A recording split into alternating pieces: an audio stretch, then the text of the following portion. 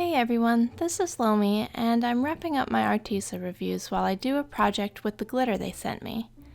I shared these in the unboxing a bit over a week ago, and now it's time to do something with them. There are plenty of applications for glitter with dolls, but I had a few specific things in mind I wanted to do, so I start with a little prep work. I painted up some eye bases with the Arteza metallic acrylics I played with last week and put them aside to dry while I mixed some glitter into clear resin. I made a makeshift scoop out of a pipette because I didn't have anything else handy to use for measuring.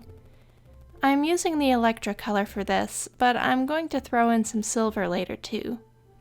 My clear resin has yellowed a bit, but stirring in a tiny bit of purple dye will balance that out and neutralize that yellow tone.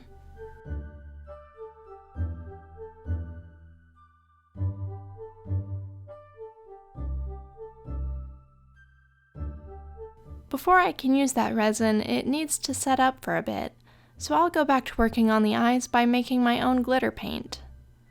A few drops of varnish or medium with some glitter mixed in works well.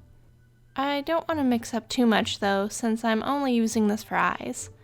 I think I used a bit too much varnish, but I'll make this work for now.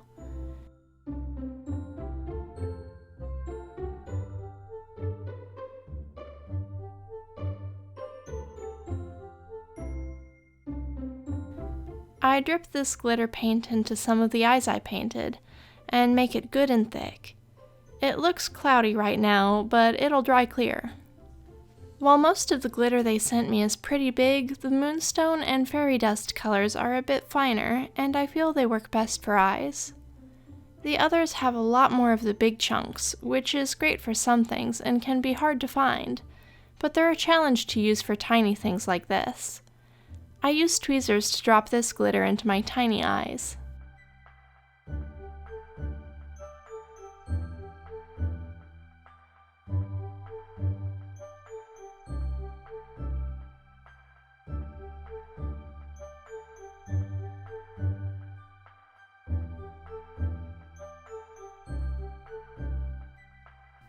Just for sake of experimentation, I did use some of the mermaid rain glitter in a much larger eye, and even though it's chunky glitter, it worked really well.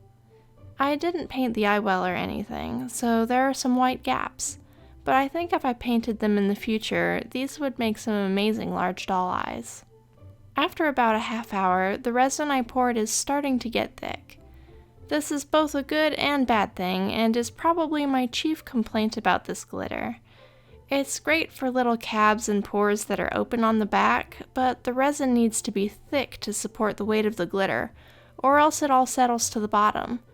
Which means, once it's thick, it can't really be poured into a more complicated mold like this one I made a while back. I did my best to squeeze the air out of this shoe mold, but when it comes time to open it up, there was still a lot of trapped air in the mold that couldn't escape because the resin was just too thick. That means I have holes and thin spots in the soles, which I'll have to patch up later. I do think these will make some super cute shoes though, and patching the holes isn't impossible, or the end of the world.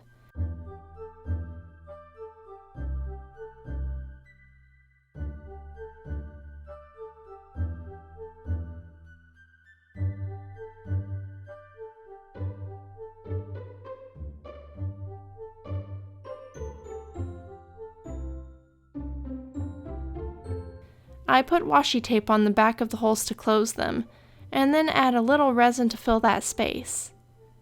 The tape creates a dam of sorts that holds the resin in place, but the resin won't adhere to the sticky side, so it can be pulled back off. This paper towel bit on the toe, not so much, but I can trim that off later. Once I get some gloss on these, they'll be fantastic for what I'm planning to make. The glitter did settle a little bit, which I don't think I can really avoid unless I'm going to let the resin get really thick before I pour. But this is better than the first pair that I made, where all the glitter settled to the bottom of the mold, so there wasn't anything visible in the heel. My only other complaint is that there really aren't a lot of color options for the premium glitters yet. They're all cool colors. Even the gold has a green shimmer to it, and the mermaid's rain color is a cool purple pink as well. So I'd like to see a really bright, vivid red and maybe some vibrant greens in this lineup in the future. As far as the eyes, they turned out pretty well. One thing I really liked about this glitter was that some glitters, especially from cheaper brands, can bleed dyes into clear resin. These don't, which is really nice, and I think I can make a lot of cute projects with these. All in all though, the glitter performed really well, and it has a nice variety of shapes and sizes. I'd like to do more with it, but this is all I had time for right now. I actually enjoyed these a lot more than I thought I would. I'm usually not too much of a glitter person, so I don't keep it around. But this was really fun to play with, and I have a lot more ideas for ways I want to use this. That's all for today though. Thanks for watching. Bye.